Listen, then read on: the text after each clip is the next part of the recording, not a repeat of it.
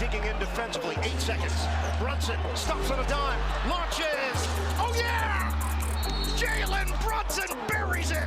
It was really cool, but I mean, on to the second round, on to the next. I mean, it's not really a time for celebration right now. Their team is, Jalen Brown is unbelievable. So is, Tatum. And, I think if you overlook guys like Holiday and White, you're making a big mistake. They're a very talented team. I think it speaks for itself, defending champions. So I've always talked to y'all about execution, and if we want to go out there and find ourselves on the winning side of history, we got to execute at a high level. They're tough, and they have a lot of guys who, like you said, who could switch and guard 1 through 5 and make it a problem. And so for us is making sure that we're just sticking together, going with our game plan.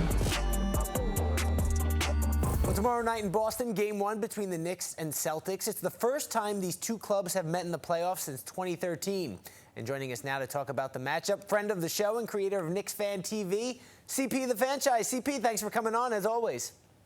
Joe, always a pleasure. Hope you're doing well. I'm doing very well. All right, let's talk about this series here. The Knicks knocked off the Pistons in 6 games, but 3 of those wins came by a combined 6 points. So how did that series impact your thoughts on this team headed into round 2? You know what, Joe? It didn't really impact things because the Knicks still did win in 6 games, and give credit to the Pistons. They had an outstanding year, and their defense was a top 5 defense in the NBA, and so they really made the Knicks work. They had to fight for all of those wins, as you mentioned, and look, I thought the Knicks came out of this series battle-tested, rejuvenated behind their captain, Jalen Brunson, and you had some great play by Karl-Anthony Towns. Mikal Bridges as well came up big in this series. And so this team, they're going to have to play at a higher level against Boston, but nevertheless, I thought Detroit was a good test for them in the first round. All right, we talked about it all season, the Knicks not being able to beat the best teams in the leagues. They were 0-4 against the Celtics. So now that we're in playoff time, how much stock are you putting into that fact that they couldn't beat them during the regular season? You know what, Joe? Against any other team, I would say the playoffs is a different animal, so don't take too much stock. But with the Knicks against the Celtics, especially in those first 3 games, Joe, there was a clear separation between those two teams. And in all 4 games, the Knicks were outscored from 3 by 117 points. And so the Knicks are going to have to combat this series a lot differently. As those guys mentioned in the press conference, they're going to have to execute at a high level, stay connected, and keep this game as close as possible, because we all know if they're able to keep it close in the fourth quarter, Jalen Brunson will be able to deliver for his team, but they're certainly up against it. It will be a tall order. Yeah, Captain Clutch came through against the Pistons, averaged 31.5 points per game against Detroit, put the team on his back at times. Of course, the dagger to win the series. Is it more important that he keeps that up against Boston or that he gets help from the supporting cast? Both, Joe. In order for the Knicks to win this series, they're going to need monster performances by both Jalen Brunson and Karl-Anthony Towns. It's a luxury that the Celtics can afford. They are so deep that they don't need to win the series if Jason Tatum or Jaylen Brown have bad games. The Celtics are that deep. But for the Knicks, the two-headed monster has to carry them. But also, as I said, if Mikal Bridges, his shot creating and defense, OG Anunoby, his defense, especially on Jason Tatum, is going to be relied on, and the Knicks as a whole, they're going to have to rebound very well, because this Boston team, if you give them second opportunities, they will bury you with 3-pointers. All right, we know Tom Thibodeau likes to say the game tells you what to do. I feel like we hear it all season in the press conferences after the game. Yeah. But in the playoffs, do you think some players have to go out there, and I'm going to say Karl-Anthony Towns specifically, because he ebbed and flowed in that series against Detroit. Does he have to go there and make things happen rather than seeing what the game tells him happens? You know, one of the things you can give Karl-Anthony Towns credit for is being a great teammate and oftentimes a little too unselfish, Joe. And so, yes, he has to go out there at times and demand the ball. Hold a huddle with this team. If the ball is sticking and it's not moving well, hold a huddle and say, hey, come to me. Allow me to work inside out and get us some high percentage opportunities here.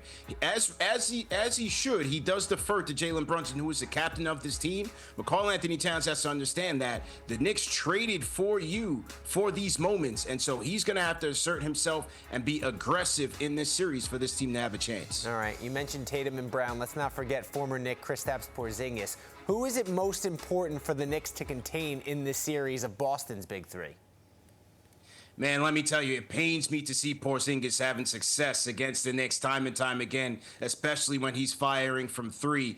But it's going to start with Jason Tatum, Joe. He's having a phenomenal year. He's played this season at an MVP level. There are really no holes to Jason Tatum's game. He's gotten bigger, he's gotten faster, and he's gotten a lot stronger. And he's going to put the Knicks to the test, especially Karl-Anthony Towns in their pick-and-roll coverages. And so the way that the Knicks are able to corral him will be able to determine a lot in this series. But as I said, with Brown and Porzingis, and hey, Derek White, do not forget about Derek White. The Celtics are loaded.